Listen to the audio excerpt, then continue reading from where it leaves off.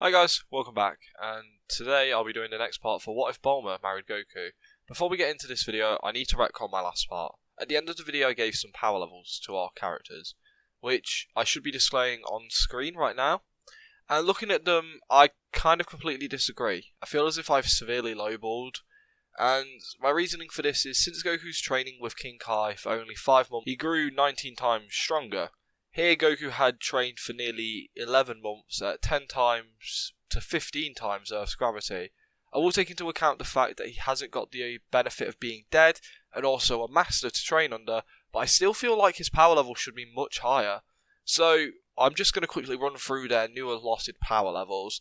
Goku will be boosted up to a power level of 18,000.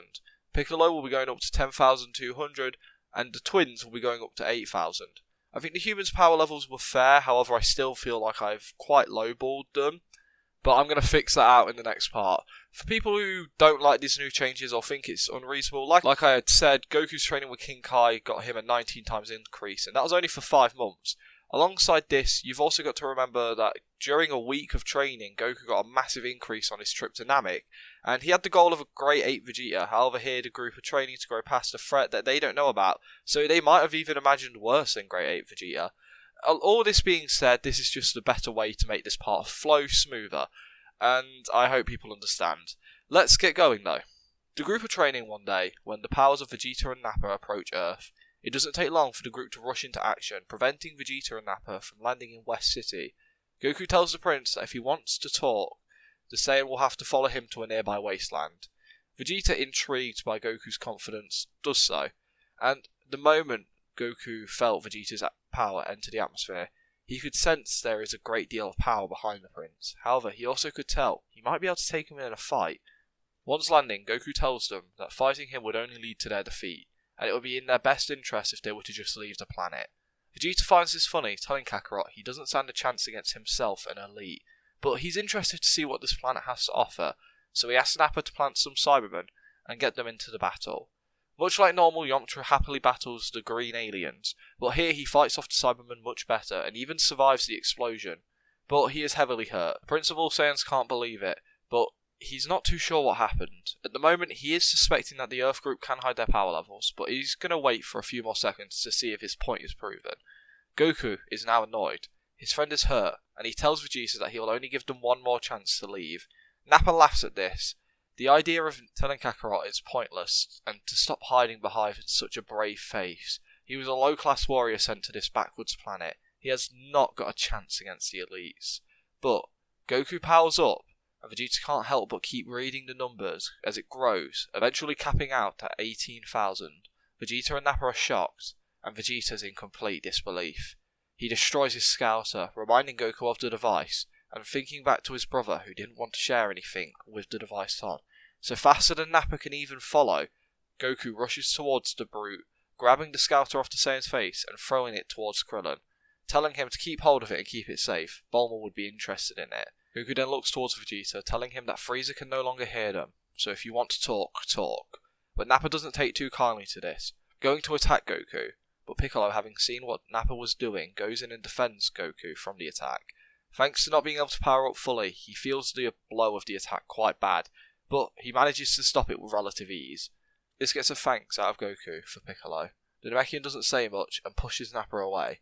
As Goku turns his attention back towards the prince, he says how he's willing to help if they're willing to cooperate. Vegeta doesn't care for this, however, as he rushes Goku, landing some serious blows in on the martial artist, before knocking him away, leading to a battle breaking out between the pair. However, now being on level footing, without the use of the Kaioken, Goku's martial arts prowess begins to show itself, and is actually the reason he is winning this fight. The two Saiyans battle it out, and Piccolo and Nappa also start fighting, with Piccolo being the clearly stronger fighter.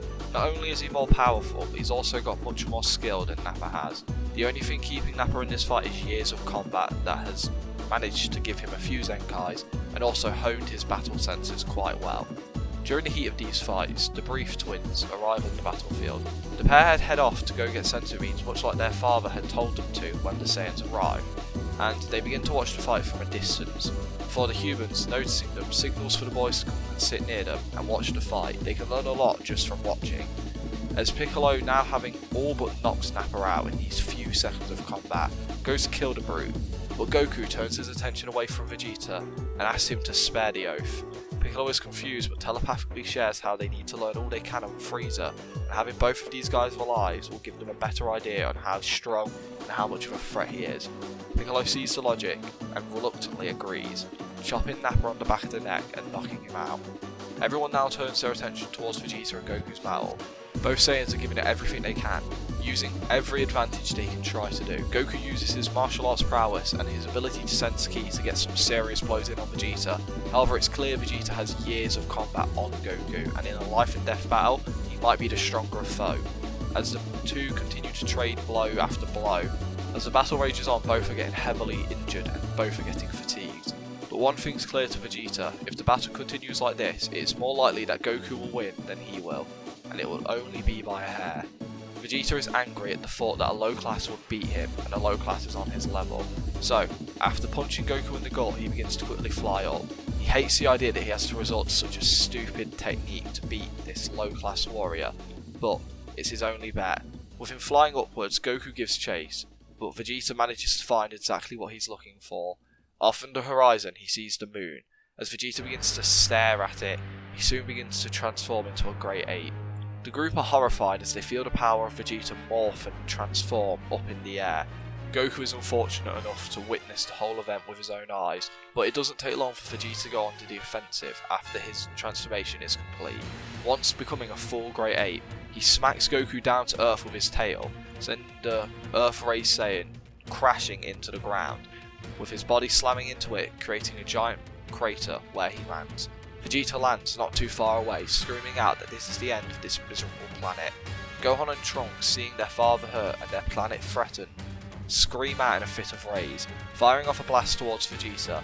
The two attacks combine, hitting the prince dead on, causing the ape to actually stumble backwards a few inches.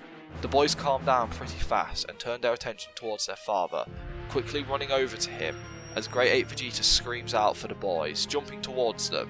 It doesn't take long for the rest of the Z-Fighters to take this as a cue that the fight has begun. With both Gohan and Trunks now getting chased by Great Ape Vegeta, the other Z-Fighters rush into action, defending the boys, getting the prince's attention, making sure that he can't hurt the two young lads. However, Vegeta is easily ripping through them.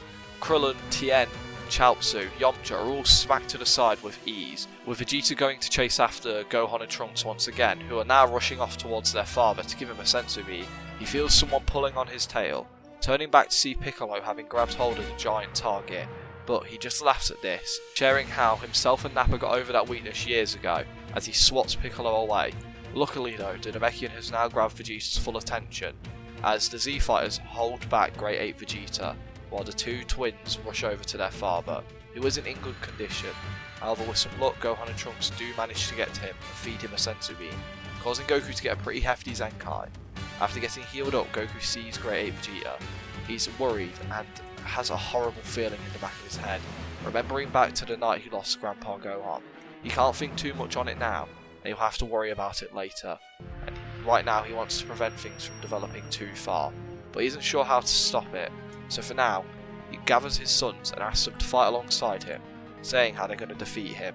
Gohan and Trunks shout out alongside their father, as the Sun family rocket off towards Great Ape Vegeta, but in those few seconds of Gohan and Trunks being away, Vegeta has managed to kill both Yamcha and Chaozu. This led to Tien firing off an enraged Tri-Beam, which does some damage to Vegeta, but more importantly does a lot of damage to the Triclop. Vegeta now views Tien as his biggest target and is gunning for him, but thanks to Vegeta being enraged after getting hit by an attack like the Tri-Beam, it presents an opening for Gohan to use the Solar Flare, blinding Vegeta, allowing Trunks and Goku a chance to uppercut the prince in the jaw, causing him to stagger backwards and almost fall on his arse. Vegeta collects himself and his eyesight starts to slowly return as he starts to target Goku once again. Piccolo, Gohan, Trunks all team up with Goku, using hit and run tactics to draw Vegeta's attention away from both Tien and Krillin, who are very injured, but still want to fight and avenge their dead friends. Tien suggests removing the ape's tail, but Krillin thinks it will be too hard of a shot, so the next best thing is to destroy the moon, thinking back to when Chaki-chun had done it to prevent Goku from becoming a Great Ape. And with Vegeta distracted, the two humans are not on his radar. Thanks to not being able to sense ki, they manage to sneak away slyly and fly into the sky. Once getting a clean shot of the moon off in the horizon, they take their chance, firing off a Dodonpo and a Kamehameha, destroying the rock easily. Down on the battlefield, Great Ape Vegeta is doing some serious damage to the planet. However, he's having a hard time hitting Goku, Trunks, Gohan or even Piccolo.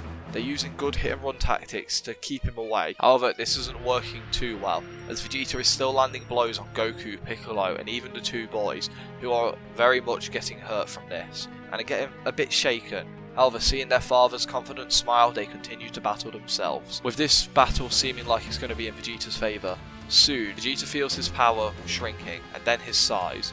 He's confused at first, but then looks up to the sky, seeing both Tien and Krillin having fired off an attack, giving a smile down towards their friends.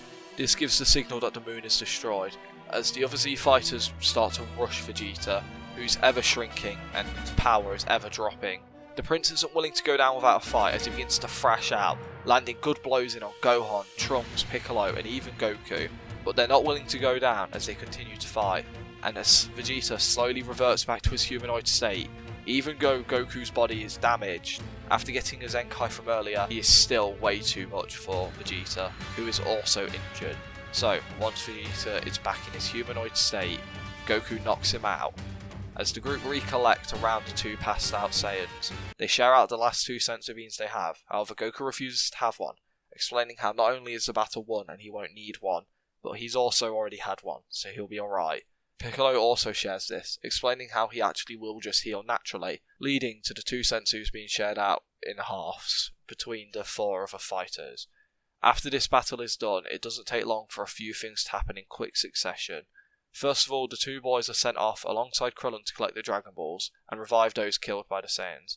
Nappa and Vegeta are taken to a capsule called Care Room, something Bulma had designed for when Goku's training got a bit too intense, but now is being used to house Vegeta and Nappa, who are heavily damaged, and are being cared for by robots so no one has to get hurt looking after them. Both Piccolo and Tien offer to watch over the Saiyans, and these two fighters are in much better conditions than the two Saiyans. While this is all happening, Goku is getting his wounds checked over by his wife. Since Goku has not yet had a senzu bean, he's still got some more bruises than the others. Bulma scolds her husband for allowing the two Saiyans to live, but Goku reminds her of the imminent threat of possibly Frieza, which his brother warned him about, and she understands but is still annoyed for him bringing them here, so decides to tease her husband a little bit, sharing how at least the small one's cute. Goku doesn't see it, but they have a bit of a laugh about it. Goku shares how proud he is of their sons to Bulma, and she's happy to hear that they performed so well and also kept out until absolutely necessary. Goku agrees and wants to see how far his sons can go, not only as martial artists but as people. Bulma shares this, and as they have a quiet moment just talking it out, Goku remembers about the Great Ape form and asks Bulma about it. He shares all the information he had seen, and he's now just curious if this is a Saiyan trait or something only Vegeta could do. But the look on his wife's face says it all. She remembers back to the night in Pilaf's castle. She remembers seeing her young friend and future husband transform into a giant monster which rampaged throughout the entire castle, almost killing her and everyone else, with it taking the ingenuity of Yamcha and Pua to save the day. Goku, seeing the look on his wife's face, has his fears confirmed. He realises that the thing that killed his grandpa was him, and he wears a sad face, hanging his head low. Bulma realises that Goku must have just put everything together, having thought that he realised years ago. She just tries to comfort her husband, and talk about how he's nothing like Vegeta and would have never hurt his grandpa if he had any idea what he was doing, but it seems like that monster state is too much for him. If Vegeta can control it though, maybe he could in the future. Not that she wants him to transform into it, but it's just an idea which might help him get over everything. She also explains that that's why she got rid of Gohan and Trunks' tail at a very early age. Goku finally understands a lot of it, but is still upset by it all. As they share a hug for a few seconds, the two see the sky turn black, and Goku feels the energy of Yamcha and Chaozu return back to the planet. All Z fighters are recollecting outside of Vegeta and Nappa's care room. The group decide that they'll wait until they awaken before speaking to them, and for now they should get some rest and only lightly train, just to make sure they're in fighting shape in case Vegeta and Nappa awaken and get violent. However, everything ends on a pretty high note. About 2 days go by, with Goku training ever so slightly, but letting his body rest for the most part, and praising his sons and giving them some tips and trying to give them ideas on how they can improve their martial arts. To take notes of what their father says, plan to improve on it. After all, they love martial arts and they love training. But deep down, they feel a bit of a disconnection from it all. They expected it to be different, and as of this point in time, they don't know why. But this is something we'll cover later on. Over the span of 2 days, everyone rests and trains lightly. Eventually, Vegeta and Nappa wake up, leading to Goku getting called into the care room immediately. Bulma joins alongside him, with Piccolo waiting outside the room with the two boys. The Prince and Nappa are still really hurt and hardly able to stand, whereas Goku is mostly fully healed and received a Zenkai. Goku comes in here with one goal in mind: learn everything he can about Frieza, and as hard as he tries, he can't get the Saiyans to share any details. They're very quiet about it, refusing to share anything. Goku at some point explains how he just wants to know why people fear Frieza so much, and if he should consider him a threat to himself, his family, or Earth. Vegeta genuinely laughs at this, saying that if Frieza was to come to Earth, he wouldn't stand a chance, and since this backwards planet was the Saiyans' last known location, it won't be long before Frieza arrives. Hearing this, Bulma gets a bit nervous, and stands a bit closer to her husband. However, Goku asks Vegeta how much stronger Frieza is than him. Vegeta, kind of willing to share some facts, explains that Frieza is probably around 20 to 30 times stronger than him, but there is a chance he is much stronger than that. Now Goku is nervous, as Vegeta was the strongest and hardest fight he has ever had to experience. Thinking of someone stronger than that makes him a bit nervous. However, also gets his Saiyan blood boiling a little bit with excitement, but refuses to show this, keeping a poker face as he tells Vegeta and Nappa that if that's the case, and Frieza is coming here, it's in their best chance of survival will be all of them working together, and maybe they can win. Nappa laughs, saying how not only is he a low-class warrior, and he doesn't have a tail, but he's delusional to think that he could beat Frieza. The only person who ever stands a chance against him is the Super Saiyan, and there is no chance a low-class warrior is a Super Saiyan. Vegeta is annoyed that Nappa shared this, but Goku had already taken note of what was said, but plans to push away from it for now, needing to get Vegeta and Nappa on his side before this conversation is over with. Meanwhile, in Vegeta's mind, he's already weighing up the options of training with Kakarot. The man did manage to get to a power level of 18,000 from the low hundreds from a reading he heard from Raditz, so he must have got strong somehow. Maybe as a way to hyper heal, or maybe he just has good training conditions. So Vegeta asks him how he got so strong in the year since he killed Raditz. Goku goes quiet a little bit, but decides to try and bridge the gap between himself and the Saiyans. He explains the idea behind the gravity chamber, saying how he's been training in 10 to 15 times Earth's gravity all year, and this does grab Vegeta's attention. It would be interesting to train in higher levels, and would actually allow him to grow massively strong, maybe strong enough to take down Frieza. So, after sitting silently for a few seconds, he agrees to join Kakarot to overthrow Frieza. But after they have defeated him, they will once again be enemies, and his first priority will be to kill him and destroy this backwards planet. Goku agrees to this, knowing that he won't allow Vegeta to do so. However, he leaves the Saiyans to heal naturally, while Goku and the others start training ahead of time. This is to make sure that Goku can make a bigger gap between himself and Vegeta before they join the others. And over the span of a month, Vegeta and Nappa are soon in good enough condition to join the others in training. The Saiyans straight up refuse to train alongside the Earthlings, and only really tolerate Kakarot. But with some push, Goku allows Piccolo, Gohan and Trunks to train alongside them. They don't hold back in their training though, intensely pushing everyone. Goku scolds them for pushing his two sons way too hard. They have no sympathy for the boys, so they don't care. During this time, Goku and Vegeta actually do some planning together. Goku saying how the best way to defeat Frieza would be for Vegeta and Nappa to use that giant ape form again, while Goku and the others provide support from a distance using Ki Blasts. Vegeta also agrees, liking the idea that he will be the one to take down Frieza. However, Goku shares the issue of not having a moon anymore. Vegeta quickly explains the idea behind the Power Ball, while giving a small smile towards Goku. The Saiyan now realises the plan that Vegeta and Nappa plan to use once they have defeated Frieza. They're going to throw up a Power Ball and kill him alongside everyone else on this planet after their alliance is over. Goku, hearing this, is nervous, as he has no way to counter such power, and at the moment Vegeta is catching up with his current level of strength, so Goku has to start thinking fast and come up with a plan to deal with the Great Apes should it come down to this. First, he starts training at night in high gravities, 200, 300 and even 400 one night, but that just led to him really injuring his body and not being able to train for a few days. However, the increases in power he gets while doing these trainings is massive, even though he hides it a lot from Vegeta and Nappa. But he knows this is not the most beneficial way of training. He does have one backup idea, but he needs someone to go in with him. So one day, after sparring in the gravity chamber all day, he approaches Piccolo and asks him for his help, explaining how he wants to use the time chamber to get some quick training in to make sure that he is stronger than Vegeta and Nappa, and also to make sure they are more ready for the battle coming up against Frieza. Piccolo happily agrees, as the two spend 2 months in the Hyperbolic time chamber getting some decent training in.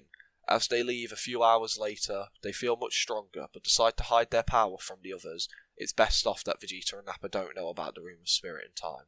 Heading back and continuing their training, Goku still occasionally trains in 200 times Earth's gravity, but right now he can feel the gap between himself and Vegeta is nowhere near shrinking, so he happily continues to train at the normal rate the others are. During this time, Gohan and Trunks take a great interest in the Great Ape form. They wonder if there's a way that they can help their father use the form without a tail, but they have no idea of where to begin. So they decide that they're going to pick the other Saiyans' brains a little bit. They head off to speak to Nappa, knowing him to be more likely to slip up, and during the heat of battle they start asking him questions about the Great Ape state. Nappa lets loose the idea that it has to be under the effect of a full moon, some idea about blood waves, and also sharing a bit of a detail that all Saiyan pods have a device which can replicate the waves that are given off during a full moon. But Nappa realises that he's giving off a lot of information, but then remembers that these kids don't have tails, and they're just curious about their Saiyan heritage, so he doesn't think too much of it. After their sparring match ends, Gohan and Trunks know what they need to do. As they head out of Capsule Corp, they begin searching for not only their father's pod, but also their uncle's. And after 2 days of being missing, they arrive back at home, carrying both pods. Both of them bring their Saiyan pods to their mother, who was not really worried about them. Remember, these guys can essentially blow up a planet at this point. Who's going to hurt them? If someone kidnapped them, she's more worried about the kidnapper, not the kids. So she wasn't too worried. When they arrive back in though with 2 Saiyan pods, she is slightly confused, asking what they're doing with them.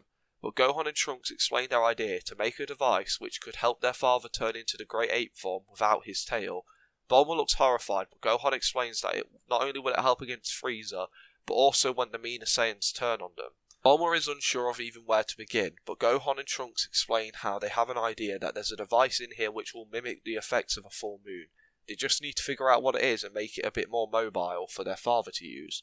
And plus, they might even be able to use it as well. They don't know if they ever had tails, but it could be beneficial. Bulma thinks it over, and remembers back to the night that she had ran into a Great Ape. She is nervous, but she bites her tongue. She agrees to help the kids make it. Working alongside her son is always fun. They start disassembling the Saiyan pods. They don't spend all of their time doing this. Gohan and Trunks continue training, however, they always leave training 2 hours earlier than the others, heading off to help their mum make the device. Goku, Vegeta, Nappa and Piccolo actually don't know what's going on here, and continue to train hard in the gravity chamber, but no one knows of the oncoming threat of Frieza, growing ever closer. And that's where I'm going to leave this part. This is actually a pretty short part for me, and I didn't really go into too much detail about the Saiyan battle, but that's because I didn't see it too much as a threat. Goku here is much more sociable and smarter, would genuinely have an idea of trying to befriend Vegeta and Nappa instead of killing him. It's actually what he wanted to do with his brother, but don't worry, just because Raditz is dead doesn't mean I might not have him back. And I hope everyone enjoyed this part. I don't really know what to say here, but I hope everyone's looking forward to the next part. I'll see you all next time.